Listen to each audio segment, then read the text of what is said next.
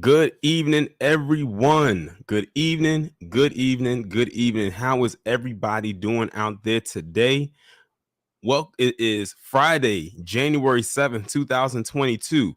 Happy New Year. This is the first live stream that we are doing on the Rain in Real Time channel. First of several to come for this year, of course. I'm your host, Torian Rain Reloaded. Welcome to the Rain in Real Time channel if you are new. And if you are new, make sure you hit that subscribe button, hit that bell so you can get notifications every time I go live. I will be going live on this channel twice a month. Hold on, let me mute the mic on my phone. But like I was saying, I will be going live on this channel every first and third Friday of the month, and I'll do lives on my main channel the second and fourth Friday. That was an announcement I made at my end of the year celebration on my main channel I guess you could say last year. But it pretty much was a week ago. But it's good to be here. First stream of the year. We have a lot of stuff to discuss. A lot of stuff happened this week. Quite a couple of things happened today that wasn't on the original lineup, but we're going to squeeze those in there, of course.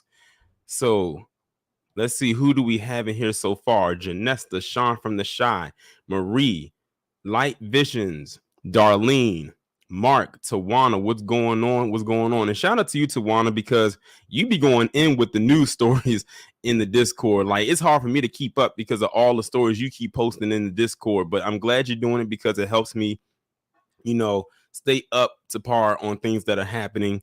Like, you really be going in. It's like, oh, I'm gonna just go put this, I'm gonna put that. Even if I don't get around to actually talking about it, it's good that you're posting it.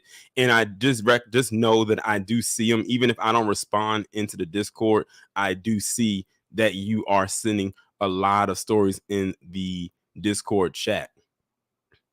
I don't know about y'all or how many people is on the East Coast, but man, over here where I'm at, we got a lot of snow this week.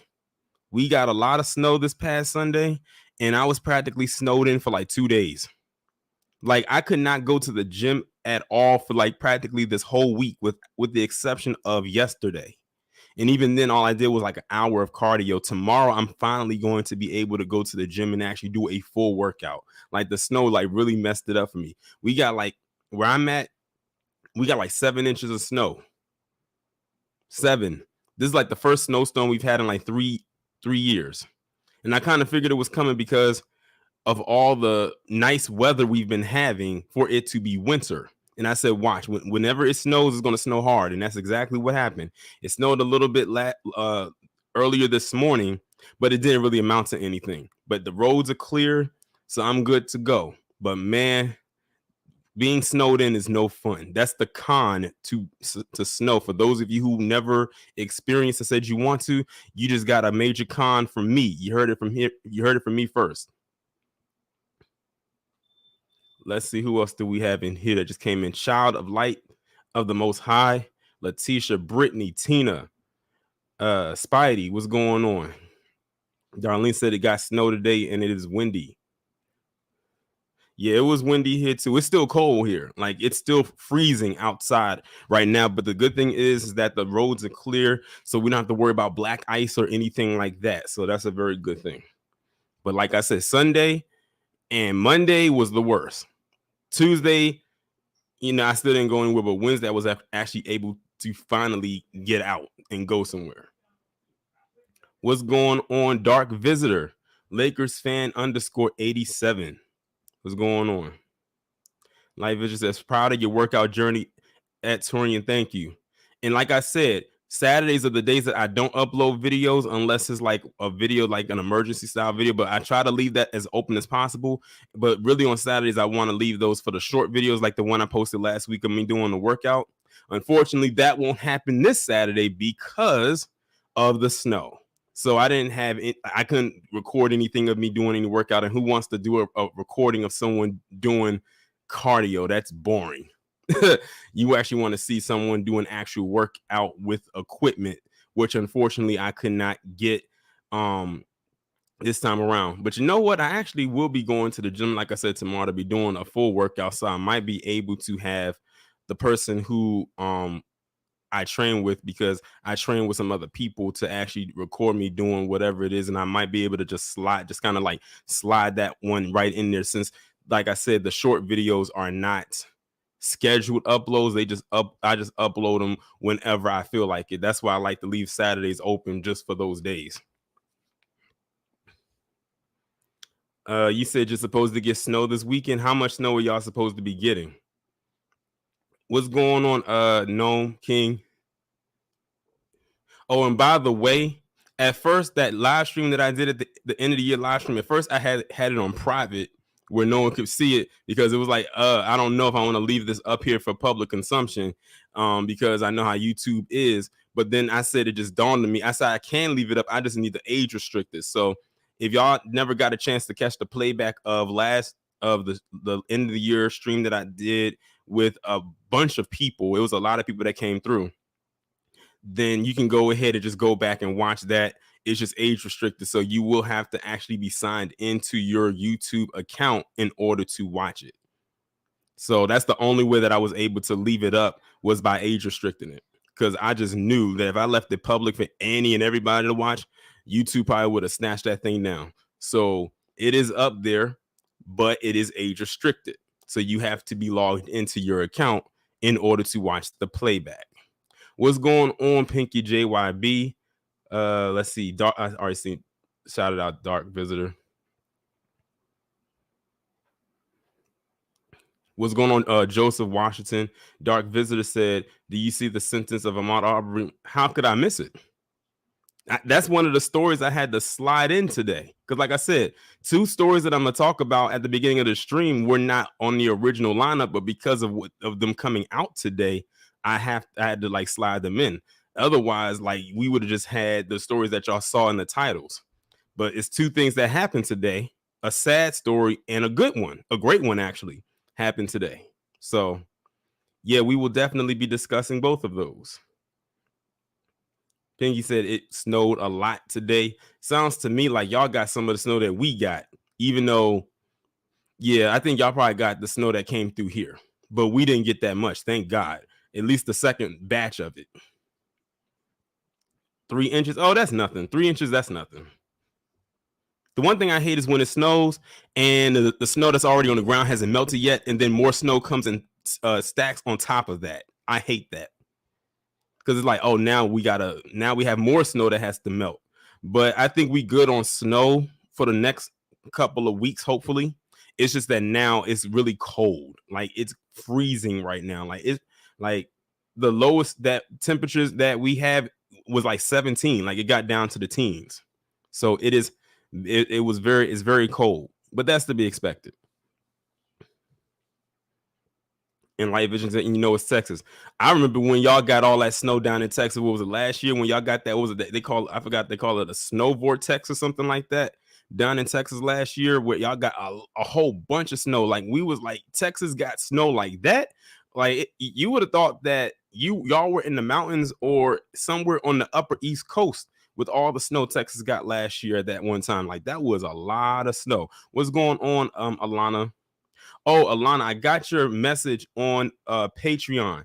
I'm not sure how that's going to work, because you said that you wanted me to talk about a business that you said that your barber's son has, and you said it was a coffee business. One thing I like to do is, whenever I'm talking about somebody's business or highlighting their business, is I actually want to try the product first and then do it. But the thing is with me, unfortunately, is I'm not a coffee drinker. So it's kind of hard for me to gauge how to go about that. I'm not a coffee drinker. And I want when I do like reviews, like a black owned businesses and stuff like that, if y'all seen in the past, I would do like restaurants and whatnot. Y'all actually saw me try the food on camera and give my honest opinion about it on camera. And with me not being a coffee drinker, it's kind of hard.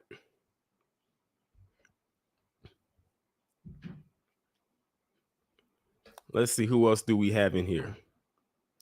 I mean, I can put it out there for people to support it, just because on the strength of it being a black owned business. I can do that, at least in the community tab. That way people are aware of it.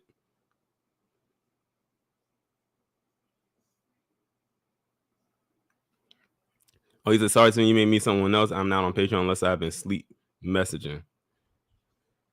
Hold on, let me see. Let me check this out right quick.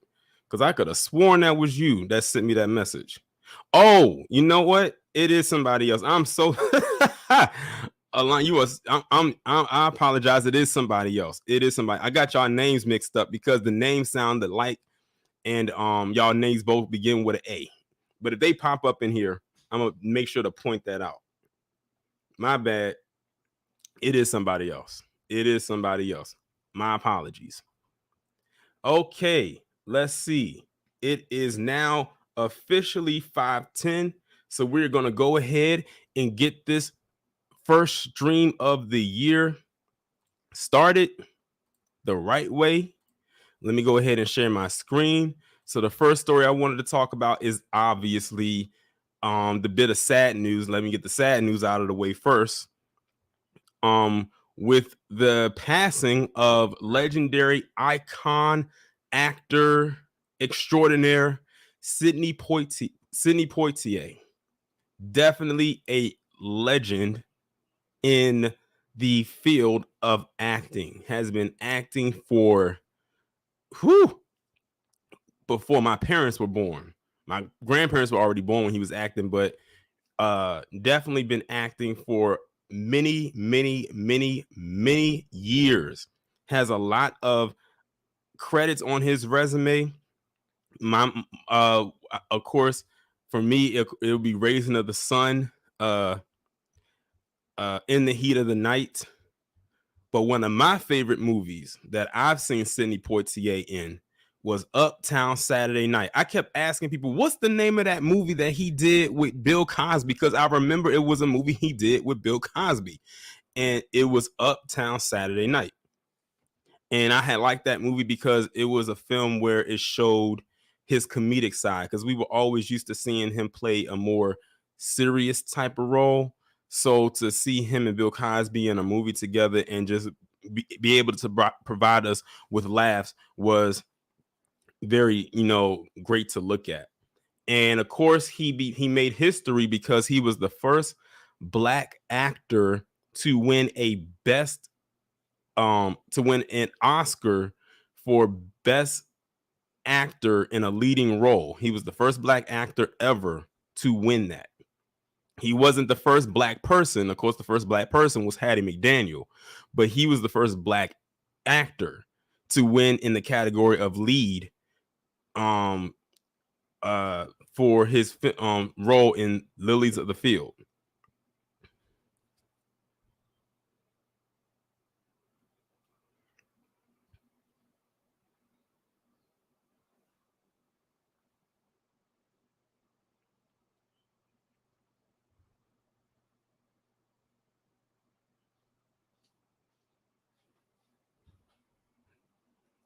Dr. Vizard said he was a Bahamian native, so my country will be having a going home ceremony for him. Well, that's dope. That's dope. But he was like I said, he was definitely an iconic actor. I feel like we hadn't heard much of anything from him in the last, I guess you could say, couple of years of his life. It's almost like he kind of laid low for a little bit, like I guess kept a low profile. I know that when Tyler Perry opened up his studios down in Atlanta, he actually named one of his sound stages after Sidney Poitier. And basically what Tyler Perry did is he took like different Black people that he held in high regard, some we don't like, and he named a soundstage after each of the people. And I know Sidney Poitier was one of them.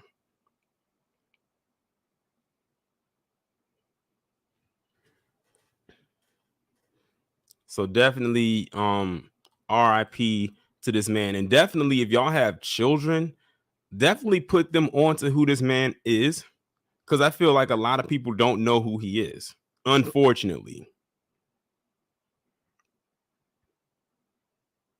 Tilda also, guess who's coming to dinner was groundbreaking for the fact that it dared to test the laws of the land when it came to interracial dating.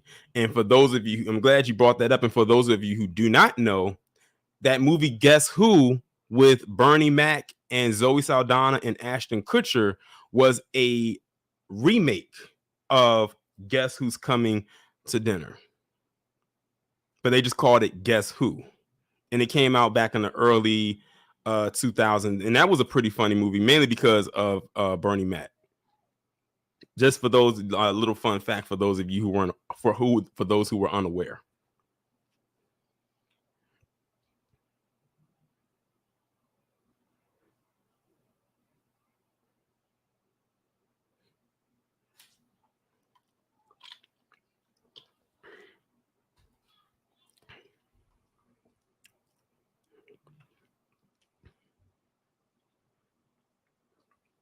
Yes, Gnome.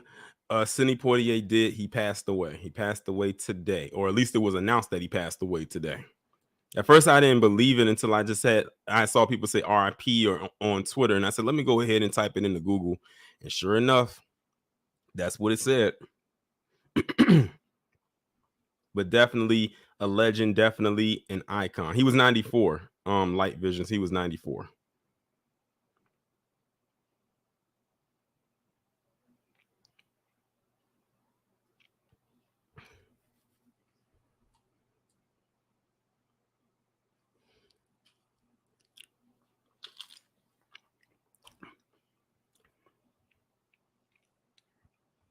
Well, that being said, we're going to move on from the sad news to the great news. And the great news is, let me take this damn thing off and refresh this page. The great news here is that the McMichaels and that other guy, I keep forgetting his name, was sentenced today to life in prison with no possibility of parole for Travis or Gregory McMichael. Now, of course, y'all know this would have been a perfect triple P for me to actually do, but because of the day it fell on, and y'all know I don't upload videos on Saturday, I wasn't going to allow this thing to go for 2 days. We just got to talk about it on here today. And if anybody asks me or asks you, did I talk about it? Just tell them to come on over to the Rain in Real Time channel, because that's where I talked about it at. But yes, the McMichaels have been sentenced to life in prison with no possibility of parole. That, if they could not get the death penalty, was the sentence that we will accept. And all three of them. I'm actually shocked that the other guy, the one who was recording, got a life sentence, because I didn't think he was going to get a life sentence either, but he did. That one actually did shock me, but I wasn't even so-called, I guess, worried that the McMichaels were going to get it, because they got found guilty of pretty much every single charge, like felony or misdemeanor. Like, they pretty much did not walk away from this at all. Now, one thing I did read earlier today, and this was before they announced the sentencing, was that they were trying to try to convince Ahmaud Arbery's mother about some kind of a plea deal with the federal charges, because those are still coming up, for those of you who don't know, for the hate crime. They still doing those charges. They were trying to get her to do the plea deal so she could so they could do, I think, like 30 years or something like that. But see, they got that life sentence, so that thing don't really matter. But she said she still wants them to stand trial for that, because she wants them to be found guilty of a hate crime charge. Now, they're saying right here that the neighbor, William Roddy Bryan, will have to serve 30 years of his life sentence before he's even eligible for parole. Now, that's the one who was recording. But the McMichaels, they don't have a possibility of parole, so they're stuck. But with this one right here, he has to do 30 years. He's 52 now, so he's not eligible for parole until he's 82. Which I'm not surprised, because, like I said, he didn't kill Ahmaud Arbery. Like, he wasn't the one that pulled the trigger, but he had an involvement because he helped box him in. So he definitely played a part. But they say he has to do 30 years of his life sentence before he's eligible for parole. But the McMichaels, they don't have that luxury. They're stuck. They're stuck. Their new home is behind a prison wall.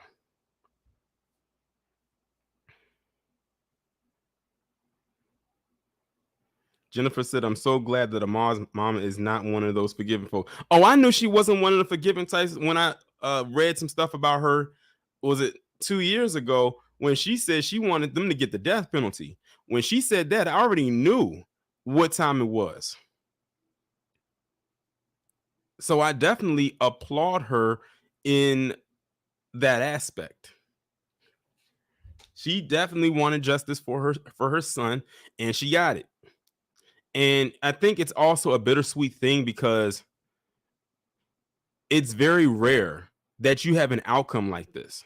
This is a huge exception, not the rule. Let's keep that in mind. I mean, this is definitely a great moment for real, because this doesn't happen all the time. It really doesn't. That's why I said this is an exception, not the rule. Think about it. You had 3 PC men who were involved with the death of one black man when they should have clearly minded their business. Ahmaud Arbery could have been alive today. They tried to pull all types of tricks. Everything was working against them. They got sentenced. They got found guilty of pretty much every single charge. They got sentenced to life in prison without the possibility of parole. And the other one, he has to do 30 years of his sentence before he can be eligible for parole. That is very, very rare that happens.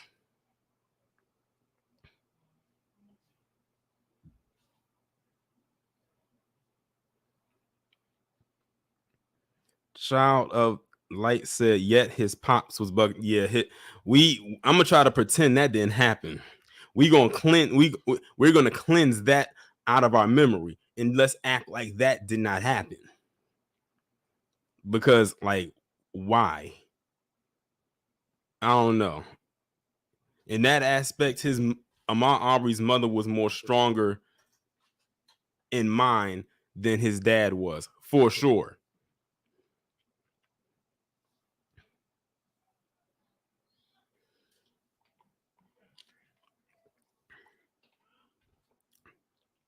But I'm very glad of this outcome. Hopefully this is not the end when it comes to something like that, but it definitely has Dub as shook. I will say that, because this is the first. Something else that just stuck out to me.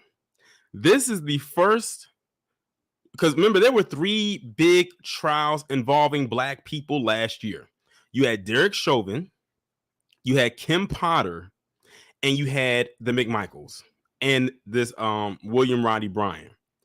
All 3 of these people, well, all 3 cases where they were all found guilty in some aspect or some capacity. It will all have to do a certain amount of the McMichaels, they got a life sentence. Derek Chauvin, he got like 22 and a half years. I forgot how much Kim Potter got. It's very rare that you have it, that consecutive guilty verdicts involving the murders of black people happen that often, and they all happened in the same year.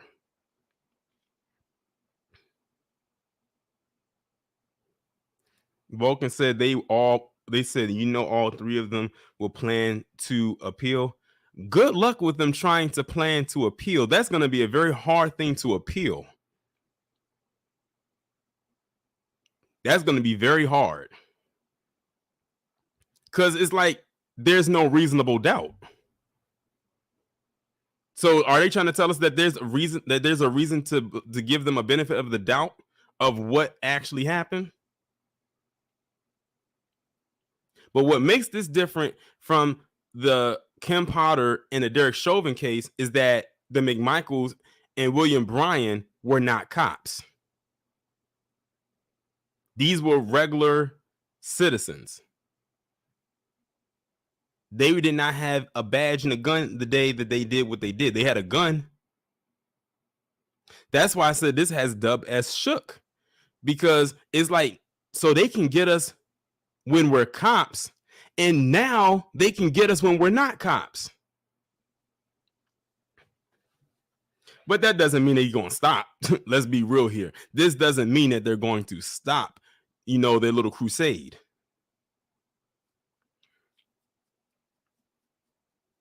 DeAndre said Mosley Amber Geiger's request for appeal denied. She just needs to stop. Because how many times did she try to go for an appeal and each one of them got denied? She just need to go ahead and serve her measly little 10 years. I think they would give her 10 years and keep it pushing. It's probably less than 10 years now.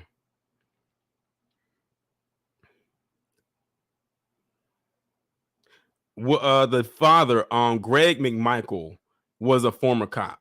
And the thing about him is, didn't they dig into his past a little bit and found some shady stuff that he was doing while he was a cop? And then you got to also think about that attorney. What was her name? Kim?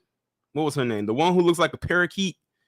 Didn't they find, like, they were in cahoots with each other? Remember, he made the call or something like that, and she said, "Don't worry, I'll take care of it," and all types of stuff like that. They need to go after her too. The district attorney. Hope she needs to be next.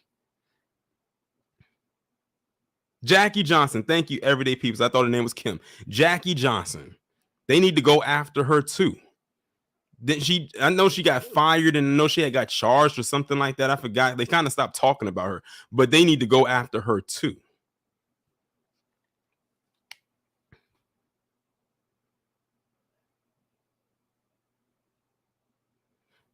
Because she plays a role in this as well.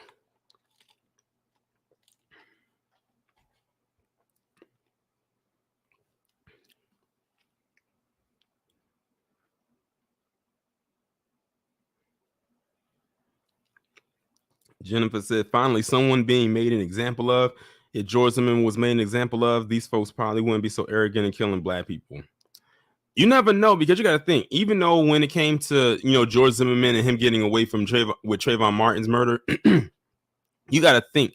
And speaking of, can y'all believe it'll be 10 years in February? Time flies by so freaking fast. It'll be 10 years in February since the murder of Trayvon Martin. He would be turning 27 this year. If he was still alive, he would be turning 27. That's crazy. But anyway, you got to think, there were cases before Trayvon Martin that happened. It's just that we didn't live in an age of social media like we did at the time, and still to this day, to really push it out there like that. So you kind of had to get your news through other means, because we didn't have Twitter, we didn't have Instagram, we had Facebook and MySpace, but back then people weren't talking about that kind of stuff on Facebook and MySpace. We weren't thinking about that. But now everything's out on social media for public consumption. Even some things that we probably should not be seeing is out on social media.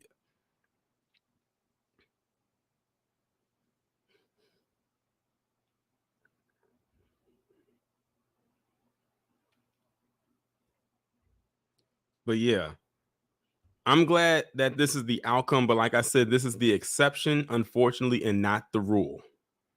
So, but hopefully it is a thing where it has them a little shook and make them think a little twice before they act on certain things.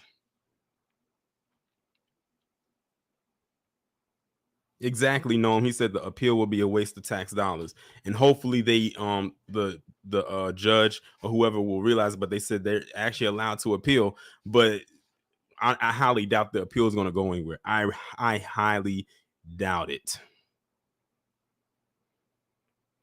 But let me go ahead and move on to the next story, and that is dealing with Marjorie Taylor Greene. My goodness, this woman here. I think this woman wants to be the female version of Trump so bad she could practically taste it. And it's very unseasoned, might I add, of whatever it is that she's tasting. But in case y'all did not hear, Marjorie Taylor Greene, this idiot, this bumbling idiot, she got banned on Twitter. They said, we have had enough of you and all of your BS that you spew on our platform. We're getting you up off of here. And if you actually try to go to her page, like her actual verified page, it's gone. Like it says account suspended. I'm curious as to what actually took them so long to get her up off of there, because this woman literally spewed a bunch of propaganda and a bunch of lies like every single day, whether she was on or offline. I'm like, stop putting a camera and a microphone in this woman's face. How did she even get in the position that she's in? Like, I swear this woman was born to lie and draw attention to herself because that's all she ever did. I can't even think of one honest, truthful thing that she's ever said in her life. Well, since the dawn of her, I guess you can say, political existence.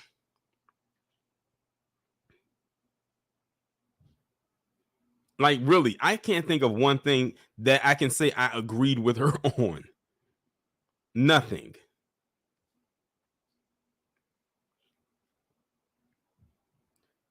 Joy said Marjorie Taylor Greene belongs in prison. She instigated January 6th. Was she out there? I highly doubt that she was out there too. I highly doubt she was out there. I know she wasn't out there because it's easy to talk about something like that from a distance than actually be out there. And I know she wasn't out there. Nightfall says, better yet, how bad of a politician do you have to be to lose to her? See, but that's the thing. They didn't really care about any policies that she may have had, if she had any, which to me sounds like she didn't have not one. But because she was a mouthpiece that, like I said, she was like the female version of Trump in some aspect. As long as she was touting that, they love it, which lets you know that they will eat up all types of lies and propaganda and BS when they see it or whenever they hear it. Now, I heard that she has some kind of other page. I'm not sure. She might be on another social platform, but none bigger than her being on Twitter. And that's the point. They said it's not like we're kicking you off of the internet altogether, but we're going to take away your biggest platform that's on social media, and that's Twitter. And keep in mind, Twitter is still a privately owned company.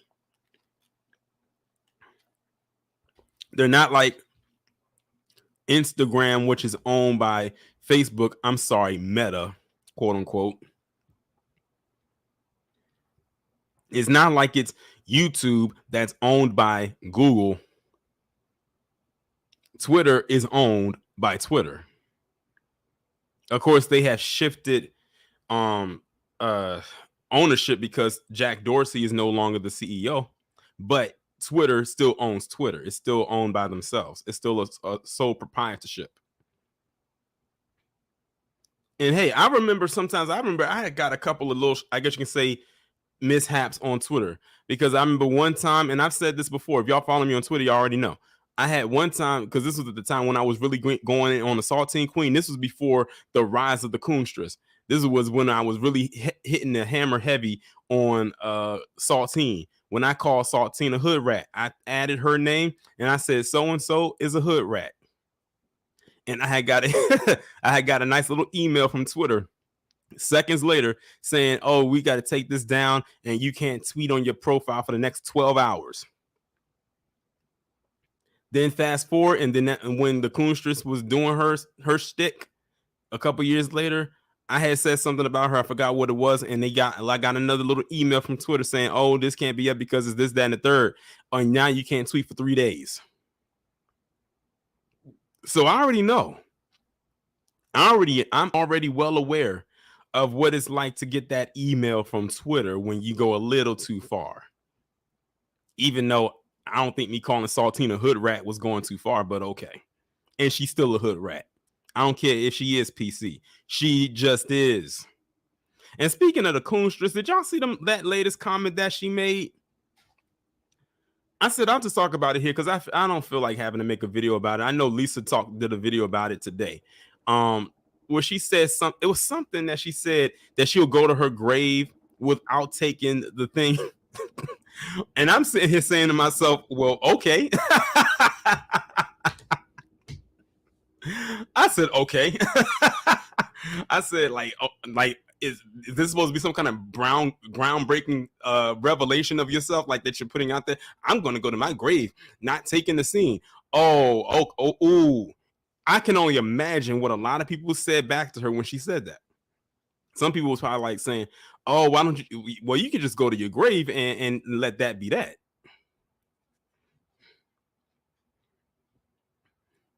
Because I don't know if somebody had sent that. No, somebody had told me about that. Someone had told me about it. And I said, okay. And I still think she's doing damage control because of that interview that she did with Trump. And by the way, I actually had an opportunity to listen to some more of that interview that she did with Trump, because I had stopped when I did the video on my channel, my main channel, about her interview with him, talking about, when he basically flipped the script on her. She had went into talking about the children wearing masks and in China. And Trump came back and said something about, well, China, on the educational side, they're like number 2 in the world, whereas we here in the United States, we rank like 40. You should have saw the look on her face when he said that. Like, she looked like he had her on the ropes. Like, literally, like she was literally taking all the hits and she could not like get out of the corner when he said that.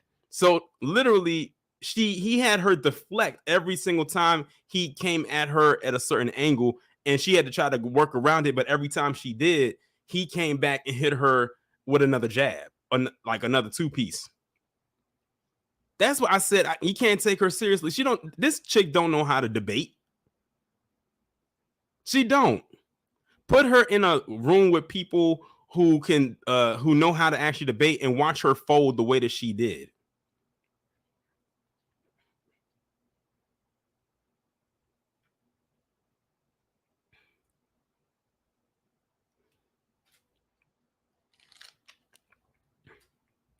Zarb said an idiot like Trump made her look like an even bigger idiot. Well, I would actually kind of like to kind of reword that.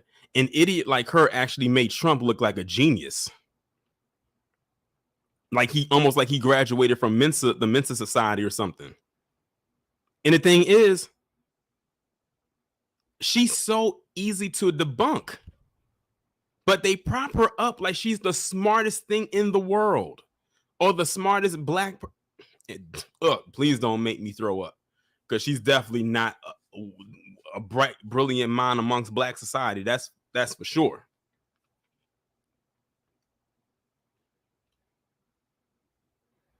Exactly. Zari says she folded when T.I. debated her. Exactly. She's, like I said, she's so easy to debunk, but the thing is, because she has a base behind her, that's what makes it seem like she's so intelligent. If she didn't have that, well, first off, she didn't have that, she just wouldn't be like she would like just fade into obscurity, which we are all banking on. Like I told people, the moment we're looking for when it comes to her is when she gets treated like Stacey Dash. That's the moment we're waiting on. That's what I'm waiting for. I don't know about y'all, but that's what I'm waiting for.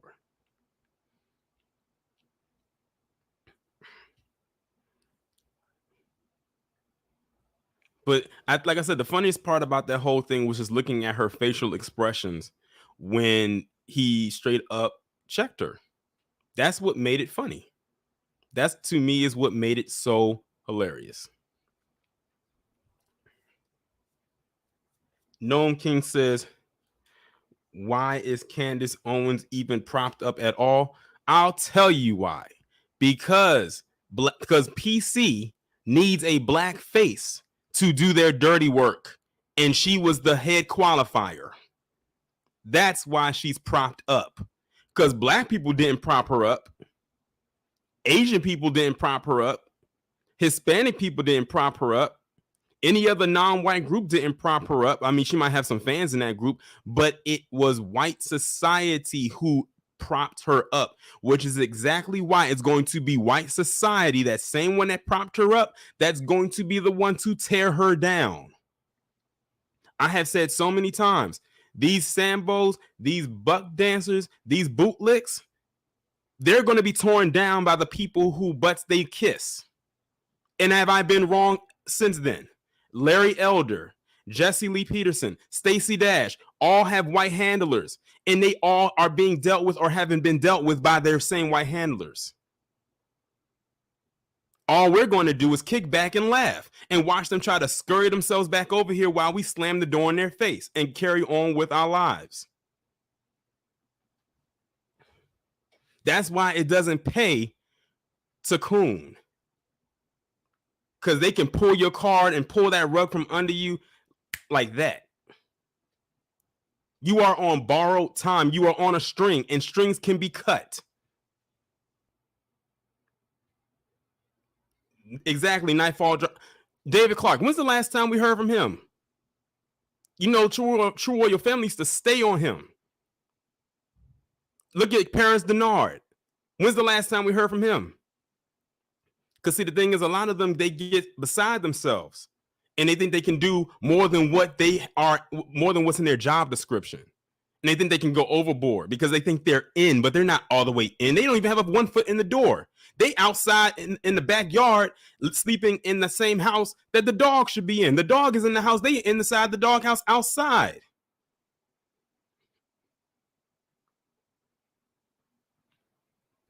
So, like I was saying, when it comes to these Sambos and all, you know, the constituents, they have white handlers. And their white handlers are going to be the ones that are going to bring them down, not us.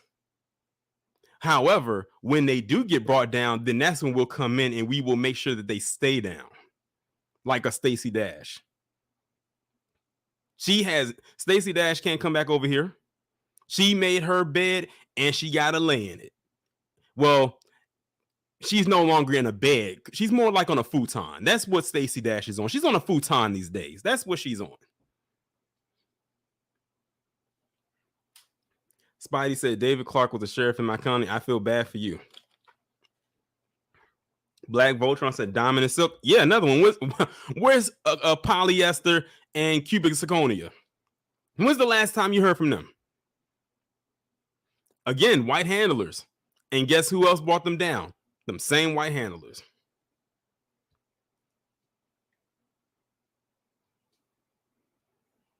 And that's all there is to it. That's why I said I could never do it. I could not do it. And I said, the Coonstress, she's on borrowed time. But see, they have to hold her there for as long as they possibly can because she's one of the few. She literally has entered into the Sambo Hall of Fame in record time. Like some people take years to get there. She got there in record time. Like she got there in warp speed. She was going Usain Bolt speeds, breaking records to get to that point. So they got to keep her there for as long as they possibly can. But when that time comes, when they're ready to bring her back down, and like when they're ready to bring her down and she stays down, it'll only be a matter of time before they find another one to take her spot. But see, the thing is, they don't know anyone right now that could take her spot. She's being a very, very loyal and obedient pet. She's playing her position very well. She's not going off the script that has been provided. Well, she has gone off script a couple of times, but really, honestly, I thought they was going to get her for that Hitler thing. I thought for sure that's what they was going to get her on, but they let her slide. The fact they let her slide when she did that lets you know how valuable she is to them. Because if it was anybody else, she would have been up out of here, and we'd be like, Candace who? We wouldn't be talking about her today.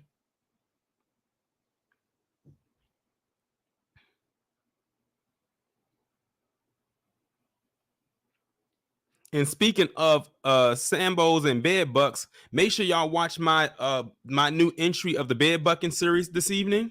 It's going to be on Jimmy Clyburn. I'm not going to tell you what it's about. I mean, if you read the description, you've already seen what it's about. But make sure y'all tune into that this evening. And also, did y'all see the one that I did on Dulce Sloan today? The Blakaren, I called it examining the classless Blakaren in them comments that she made on CNN for New Year's Eve. I could not believe what I was listening to. I said, I definitely got to talk about that. And I hope the Crimson Cure gets wind of it and she talks about it as well, because I know she's going to go in on that if she sees that.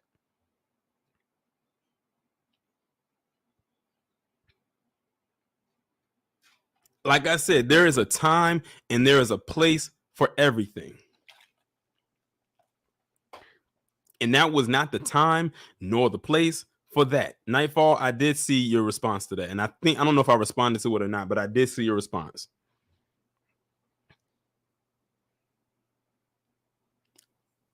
But anyway, I didn't expect to go into that. Noam King, thanks a lot. You made me literally go into a whole rant that I didn't want to go into. I could have been on to the next story, but let's go ahead and head into the next story. And now this one's a bit of a sad one, but it's also it's sad, but I'm glad that the outcome wasn't worse. And that's involving George Floyd's niece. It says George Floyd's 4-year-old niece shot while sleeping in Houston home. Have y'all noticed ever since what happened with George Floyd, it's almost like a dark cloud has been hovering over his loved ones? Didn't something happen to another family member of George Floyd? What was it, last year, the year before last, or something like that? And now you have this one right here. Like I said, the good thing is that the niece is still alive. The bad thing is that she was shot. And when I read this, it made me think of Aiyana Jones.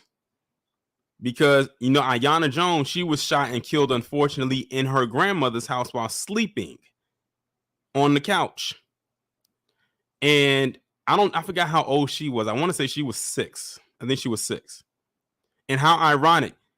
His niece's name is Ariana, and Aiyana, their names sound very similar. And both little black girls, both shot in the house while sleeping. The only difference here is that she's alive and Aiyana is not. That's just something that kind of just stuck out to me.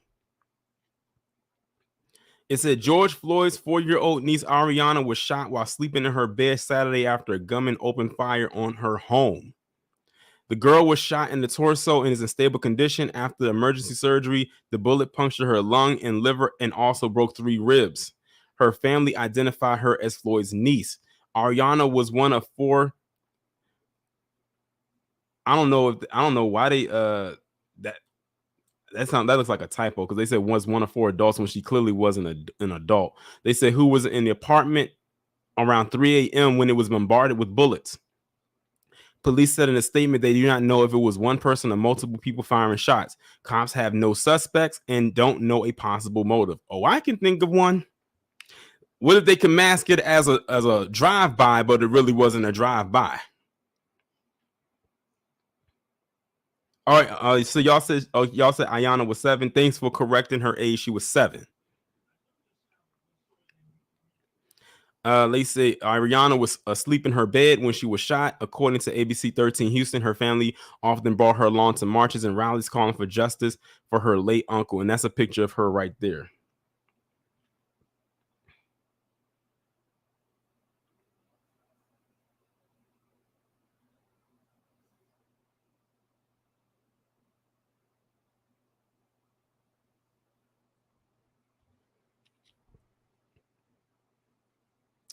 Let's see what else they're talking about. This is X. Oh, okay. I don't have to read that part.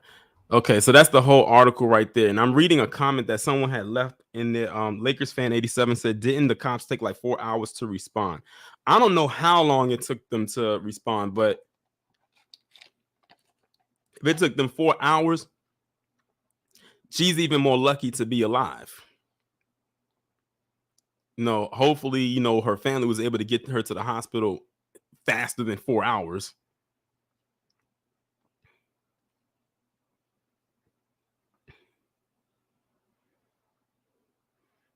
Ashton said, I feel like this was orchestrated, to be honest.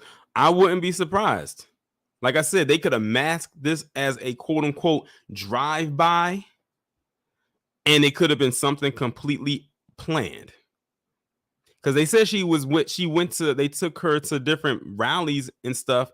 So that means that they would have seen what she looked like. But at the time, she would have been 2. Because she's 4 now. Unless she turned 4 last year and she's about to turn 5. Then she would have been 3. But her looks wouldn't have changed that much. So they probably could have got a very good look at her. Because when I first heard this story, the first child I thought of was his daughter. That's what I was thinking of when they said it, but they said his niece. But see, for them to go after his daughter, that would have been too close to home. So they said, let's go after another family member of his. Like I said, to go after his daughter, that would have been too close to home.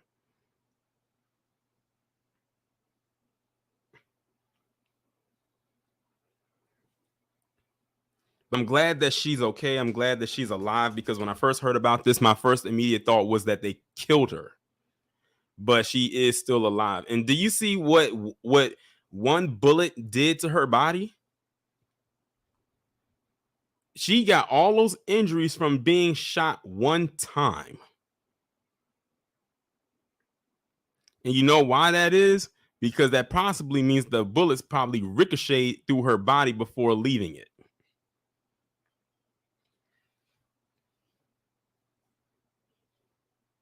A lot of people don't think that, they see a bullet, they think, oh, it just goes straight through. Not necessarily. Sometimes bullets can ricochet in the body before they leave, or they'll ricochet and hit a part of the body and get stuck there, trying to leave, causing, of course, more damage. Because they said, let me go back up and see where it says the bullet punctured her lung and liver and broke 3 ribs. So that means that bullet bounced around in her body before it stopped moving.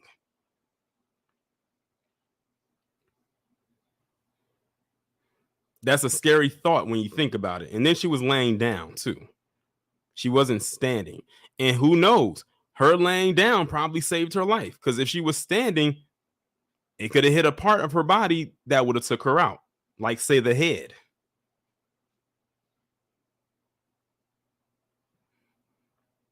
Nightfall said that's called tumbling or spalling. Well, thanks for the technical term. And you're right, Ash. She's lucky it didn't hit any arteries. Oh, that would have been, it would have been a wrap. If it hit an artery, it would have been a wrap. So she's very, very lucky to be alive.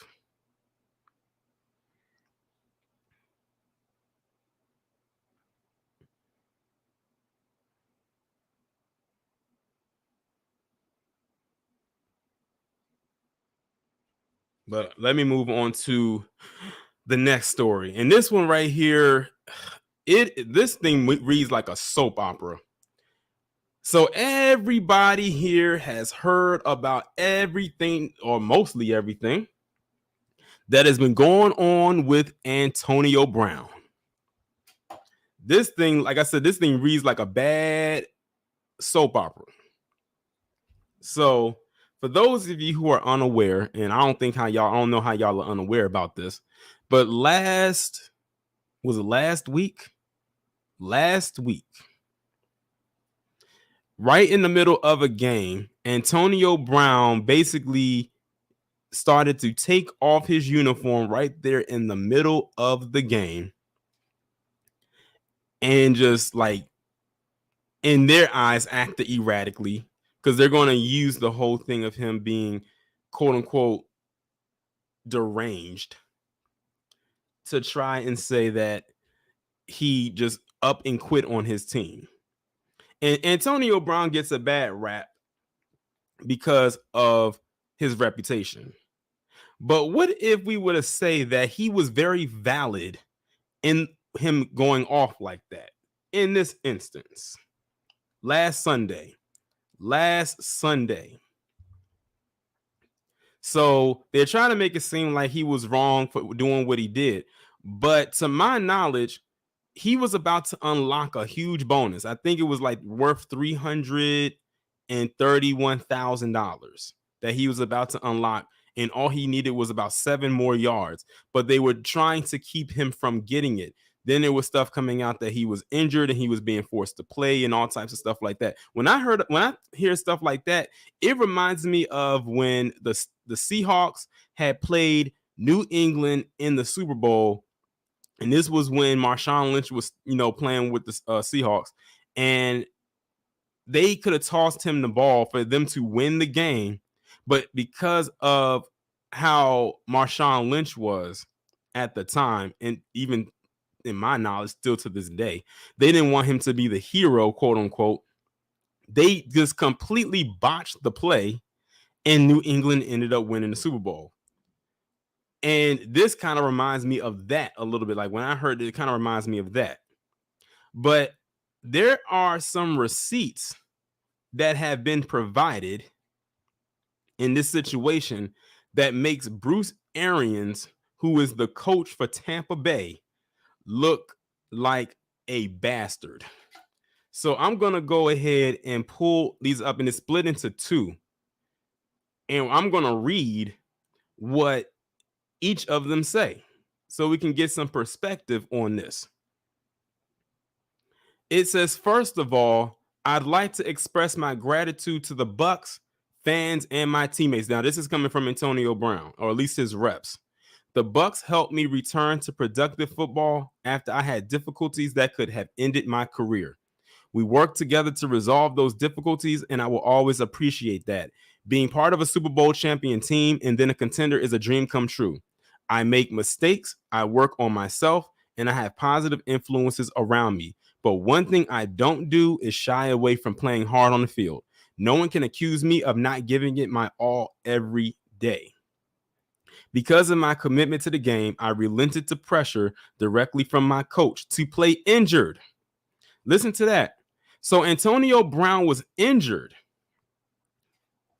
According to him, he was injured and he was being forced to play by his coach, who was Bruce Arians. He was basically forced. And I've heard some things about Bruce Arians. And one thing that got me is the fact that his last name is Arians. And I keep thinking of the Aryan Brotherhood.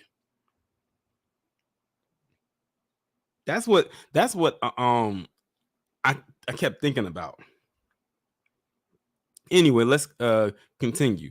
Because of my commitment to the game, I relented the pressure. Okay, I read that part. Despite the pain, I suited up. The staff injected me with what I now know was a powerful and sometimes dangerous painkiller that the NFLPA has warned against using, and I gave it my all for the team. I played until it was clear that I could not use my ankle to safely perform my playing responsibilities. On top of that, the pain was extreme. I took a seat on the sideline, and my coach came up to me very upset and shouted, "What's wrong with you? What's wrong with you?" I told him it's my ankle, but he already knew that. It was well documented and we had discussed it. He then ordered me to get on the field. I said, "Coach, I can't." He didn't call for medical attention. Instead, he shouted at me, "You're done," while he ran his finger across his throat. Coach was telling me that if I didn't play hurt, then I was done with the Bucks. I didn't quit. I was cut. I didn't walk away from my brothers. I was thrown out. Being fired on the sideline for having a painful injury was bad enough. Then came their spin. Coach denied on national television that he knew about my ankle. That's 100% inaccurate. Not only did he know, I missed several games with the injury. He and I exchanged texts days before the game where he clearly acknowledged my injury. He obviously knew I was on the injury list. And the GM acknowledged after the game in text messages to my camp that I did tell Coach about my ankle pain on Sunday.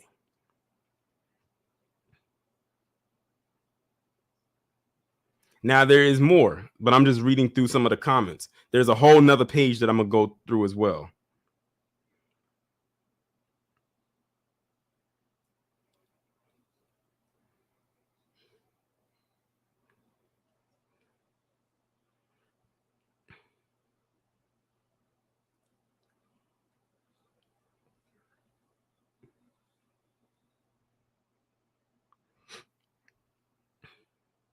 Stone King said, "Me too. Every time I hear his name, I think about that dude who asked OG Bobby Johnson for 15 bucks." Razorbo said, "Sounds like $1 million slavery." Nightfall said, "Of course, Arian knew. The coach gets a roster which includes injuries every week." Jordan Barrett said, "Okay, his outburst makes sense now." Yeah, that's why I said I wasn't quick to like jump on it like this, because I know that's the easy. That's the thing. That's the easiest thing to do when it comes to situations such as these, because that's how mainstream media will pin it. Like Antonio Brown said, this here comes the spin. And the spin that they gave is the one that a lot of people ran with. And because of Antonio Brown's reputation, here it is. They do this quite often. And now, according to a person who I'm subscribed to on YouTube, some random person came out and said something that Antonio Brown did to them sexually or something. I was like, oh, here we go. Here it is. Here it is. It is an endless cycle. It is an endless cycle. But let me go on to the next page. Okay. He says, I know we were losing to the Jets, and that was frustrating for all of us, but I could not make football plays on that ankle. Yes, I walked off the field, but there's a major difference between launching from the line and taking hits compared to jogging off the field with a rush of emotions going through your mind. I am reflecting on my reaction, but there was a trigger. The trigger was someone telling me that I'm not allowed to feel pain. I acknowledge my past, but my past does not make me a second-class citizen. My past does not forfeit my right to be heard when I am in pain. And that's the part that I'm talking about. I had tweeted, I said, when this had came out, because even though I didn't have all the information, I had said, so Antonio Brown is not allowed to have mental health issues, but these PC school shooters can have all the mental health issues in the world, and we're supposed to just be okay with that.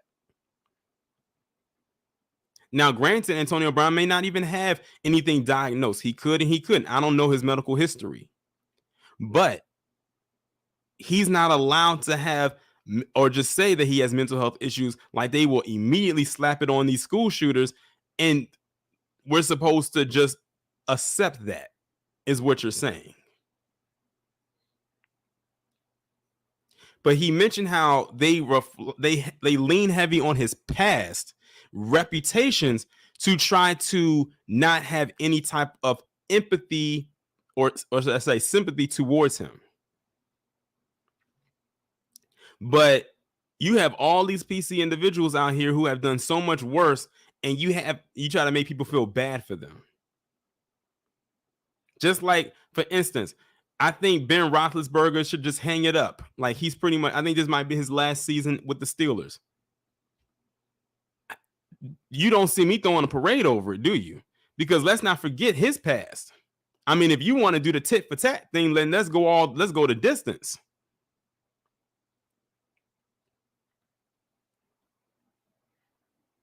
But he was very potent when he said not allowed to feel pain, because through our history, we were said to not have felt pain, which is why whenever we was treated medically, we weren't given the proper tools to not feel pain. We were tested, we were lab rats.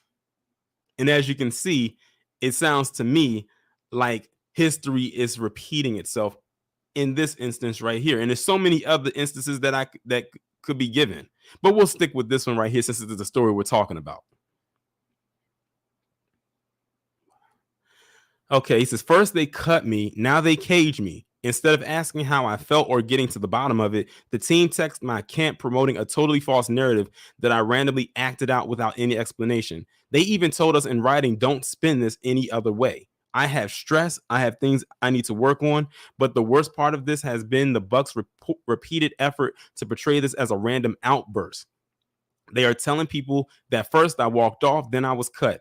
No, no, no. I was cut first, and then I went home. They threw me out like an animal, and I refused to wear their brand on my body, so I took my jersey off. As part of their ongoing cover-up, they are acting like I wasn't cut and now demanding that I see a doctor of their choice to examine my ankle.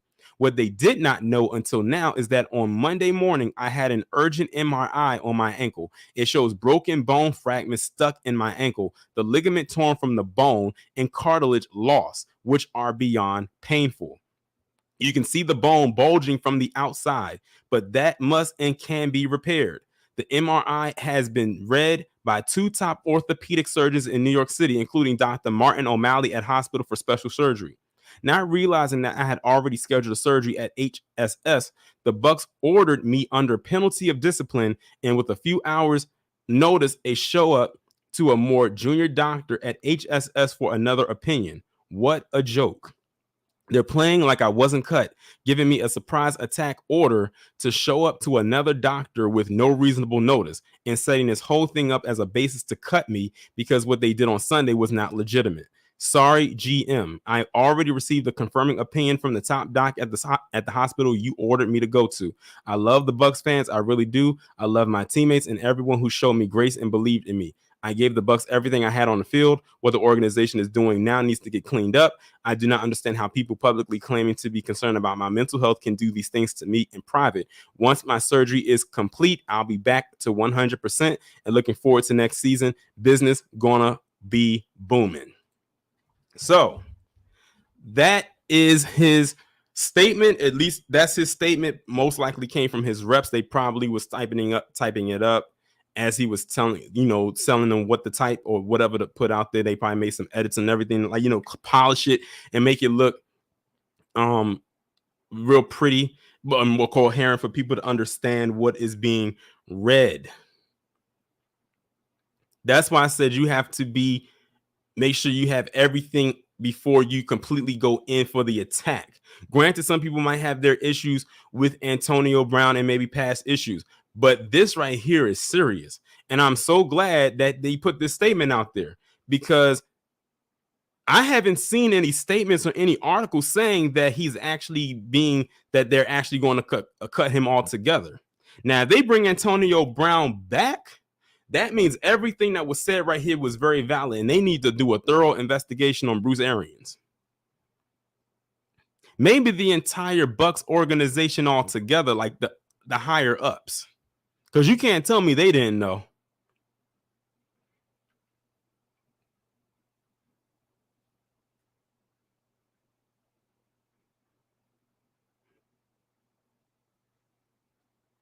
See, the thing is, this statement that I just read to you will completely shut down anything that they could say against Antonio Brown, because what's going to happen is they're going to go off of this and they're going to investigate themselves, or at least they should. At least that's what a good journalist would do, and validate what he has said. And see, the thing is, Antonio Brown has receipts. He has receipts. He doesn't just have hearsay. He has whole receipts to back up his claims. So he's being smart about this. He's being very, very smart about this.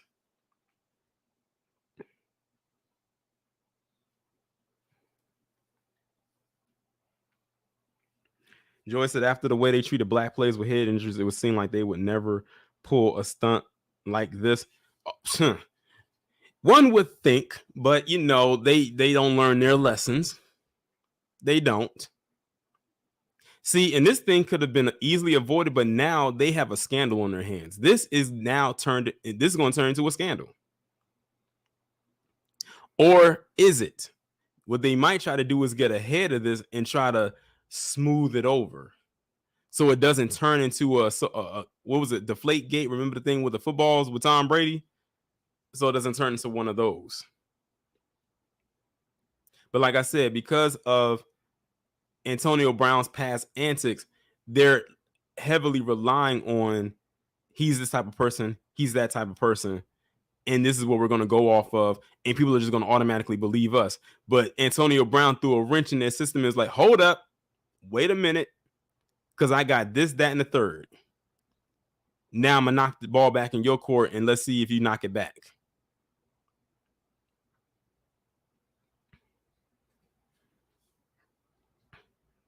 But I got to give it to Antonio Brown and his team, because this right here, this is pretty solid, what I just read to you.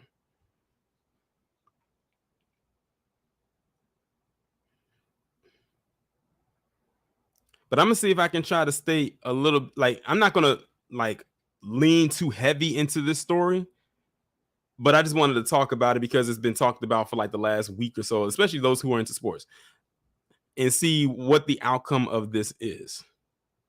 But just know, even if this all blows over, they're still going to have a microscope on Antonio Brown. I think they've been had one on him, to be quite honest. So it is what it is. Okay, well, the last thing I wanted to talk about isn't necessarily a story, but it is a video. And it's a video that Tariq posted up on his Twitter account a few days ago. And it basically involves this black couple attacking this black man, and this black man gave this white guy a one piece that pretty much sent him into another stratosphere. So I'm gonna go ahead and play the video, and y'all can go ahead and check this out for yourself. Y'all haven't de-escalated the situation because she's still right there, still talking. Y'all supposed to separate the party. No. I'm about to touch you in a few minutes. Hey!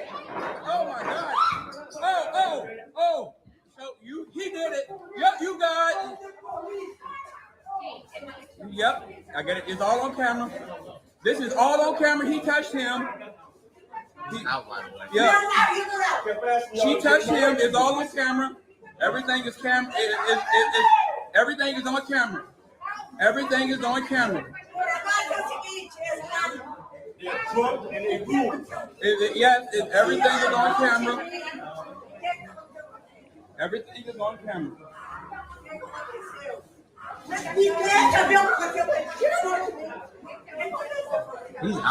didn't de-escalate the situation by moving the parties away. They still let her be right there.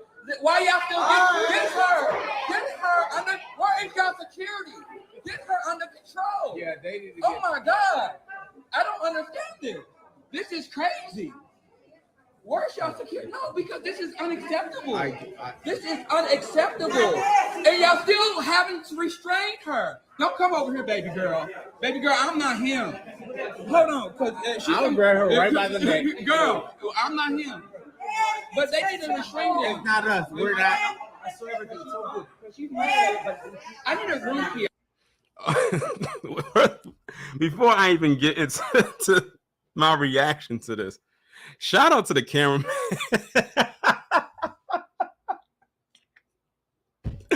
Shout out to the cameraman. Oh man, his commentary had me over here like laughing. I had to contain my laughter. That's why I just kind of burst into laughter when I paused it. Shout out to the cameraman. We can clearly tell that yes, this cameraman is in the academy. We can clearly tell that he is. But he was on code. Like some of y'all was saying in the comment section, he was definitely on code because he did not jump in. He did not pull this man back after he hit this man for clearly being violated against by this wild wildebeest wearing a two-piece. And he just basically gave the commentary and was basically telling the store people there that where's your security at? Because y'all are not able to hold her back. She's trying to get through. Where's the security at? But when he was at the end, when he said, "Oh, don't come over," he's like, "Baby girl, don't come over here," because he says, "I'm not him," which means he was gonna put hands on her too, if it came to it. But shout out to him. But basically, what you see here is this looks like this is a department store, and I'm trying to figure out why she is dressed like this in a store. I don't know exactly if this is a store or not, but I'm trying to figure out why she has a two-piece on. Everyone else has clothes on, but she has a two-piece bikini on. So it starts off with this black guy, the one standing right there. He had locks and he had a fitted on, and all of a sudden this random Karen just comes up and just starts to attack him, like literally starts to grab him by his head, and then he moves her out of the way and immediately punches and knocks out the man that she's with. My thing was, I thought he was going to hit her, but he pushed her out the way and hit him, basically sending a message to say, look, I'm not going to put hands on your woman like she put hands on me, but I'm going to put hands on you because you can't control your pet. You can't control your beast. So I'm going to knock you out because you're not doing what you're supposed to be doing. And all it took was one hit, and that was it. It was a hotel. You said it was a hotel. Okay, it was a hotel. Thank y'all for clarifying that for me.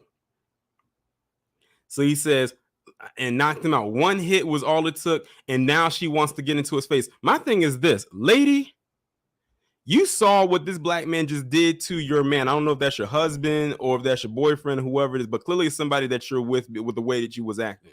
Why would you try to run up on this same man who just clearly knocked your guy out with one hit and think that he probably would not do the same to you, or at best, or at the very least, push you to the side that would have had you on the floor if he didn't want to hit you? Because the thing is, he could have easily swung on her like that. He could have easily swung on her, but he went and knocked out the boyfriend or the husband, the spouse, whoever he is to this woman, and knocked him out. But see, here's the thing that I see this happen a lot. You have a lot of these women who will start confrontations with these men and then end up getting their man knocked out. If y'all remember, I'm going to take it back for y'all, because I did a video on it. If y'all remember, last year at a Steelers game, there was a man who got into it with this black man who also had locks at a Steelers game. And then all of a sudden, his woman, or whoever this woman was with him, got into this man's face and put his hands on him. And then he went to town and started swinging and knocked him out. He got some hits in on her. She didn't get knocked out, but he knocked that man back into his seat to the point where that seat turned into a recliner. Y'all remember that? Do y'all remember that? I know y'all have to remember that.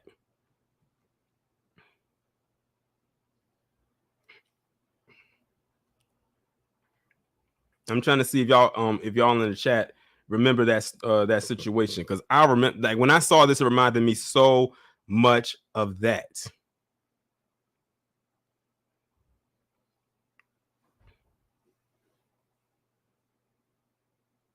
Okay, so y'all do. Okay, I just wanted to make sure that we were on the same page. I didn't, because if y'all didn't remember, it wouldn't have been nothing for me to pull that video up. But it definitely reminded me of that. But like I said, to these women out here, y'all need to stop getting in these men's faces, because y'all are liable to get knocked out or cause the man that you're with to get knocked out. And that's a huge issue. Like, you're making a mountain out of a molehill. Yep, it was the preseason Steelers game. It happened back in. It was over. I want to say it was August. Was it August? Because that's around preseason, so it was probably around August. Like, it had to be around that time, because it was still warm. Because when you look at it, they weren't wearing coats or anything like that, and that was in Pittsburgh, so it gets cold up there. So yeah, it was definitely like at the end of summer when that happened. It reminded me of that.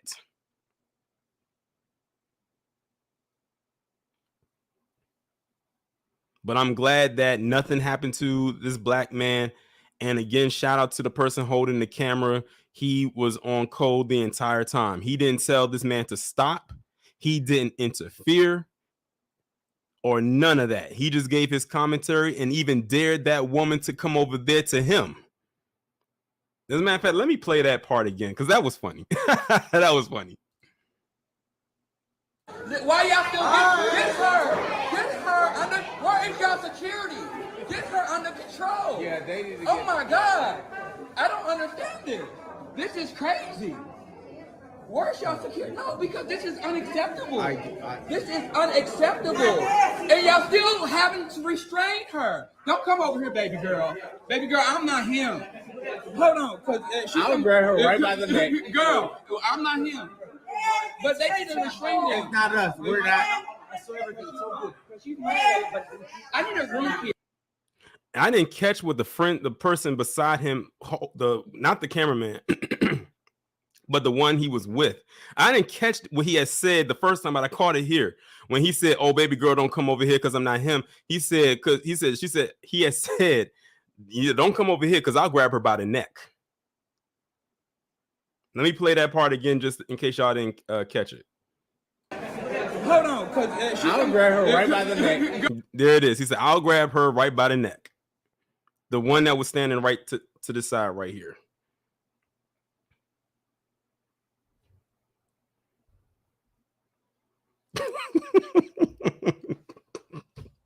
Like I said, the commentary was funny. The situation itself is crazy, but the commentary was hilarious. And I think, like I said, because they was on code with it, that's what made it better. Like, this could have been a thing where I would have hated this because they could have interfered or something like that, but they actually were on code. And to those in the academy, this is what we're talking about. When we say, when we say put your blackness before your lifestyle, this is a situation or an example of what we mean by that. In this moment, we didn't care that the person recording this was clearly in the academy or whoever he was with. We cared that he did not interfere with the situation and didn't let this black man handle his business. And this can go to the women as well, to black women. Stop interfering when your man or whoever you're with, friend, brother, cousin, boyfriend, husband, fiance, is handling his business. Don't jump in, because this could be a hit. This could actually affect your safety. When he's in the moment of handling business, don't get in unless he calls on you to get in, which probably will not happen. It hopefully doesn't have to get to that point. Don't interfere.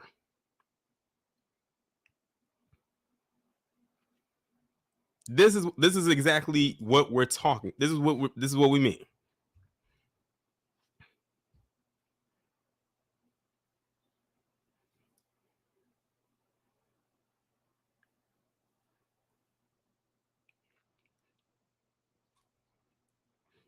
Let me read some of these comments.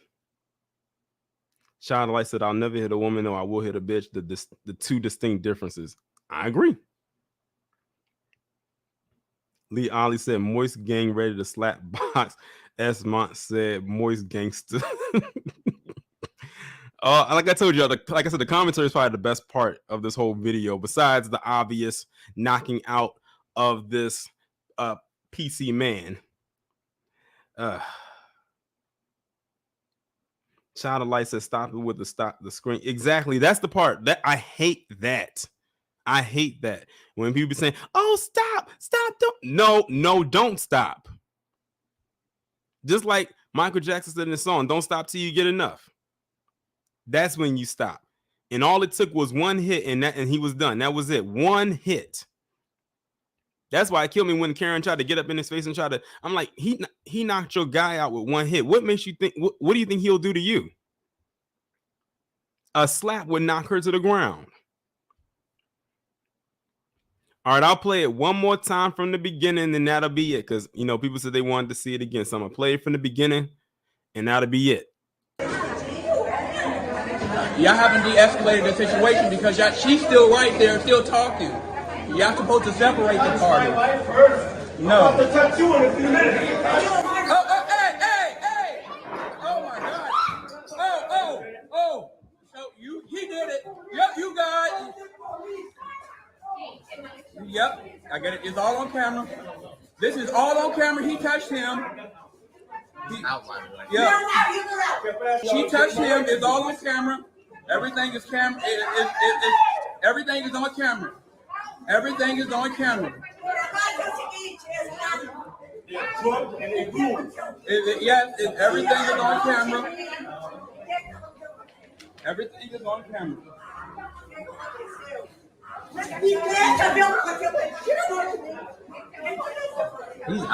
didn't de-escalate the situation by moving the parties away. They still let her be right there. Why y'all still get her? Get her under. Where is y'all security? Get her under control. Yeah, they need to. Oh my God! I don't understand this. This is crazy. Where's y'all security? No, because this is unacceptable. This is unacceptable. And y'all still haven't restrained her. Don't come over here, baby girl. Baby girl, I'm not him. Hold on, because I'll grab her right by the neck. Girl, I'm not him. But they need to restrain them. It's not us. We're not. I swear everything's so good. She's mad, but I need a room key. Did he say I need a root beer? I'm catching different things every time. Did he say I need a root beer?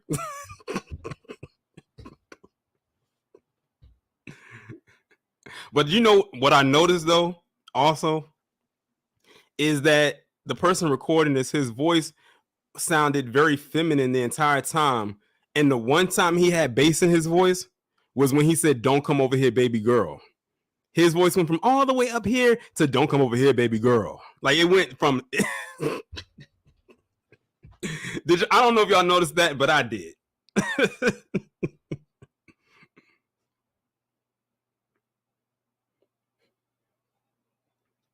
Oh, he said he need a room key. Oh, okay, my bad. I thought he said he need a root beer. I'm like, a root beer. That the room key sounds okay. That sounds a bit better. So this sounded like they were checking in. So they must have been checking in, because when he said I need a room key, that's what it sounded like to me. Like, it sounds to me like they just got there or something like that. And then this is what they ran into. So he said he needed a room key. Okay, thanks for chat. Thanks for correcting me because it sounded like he said I needed a root beer.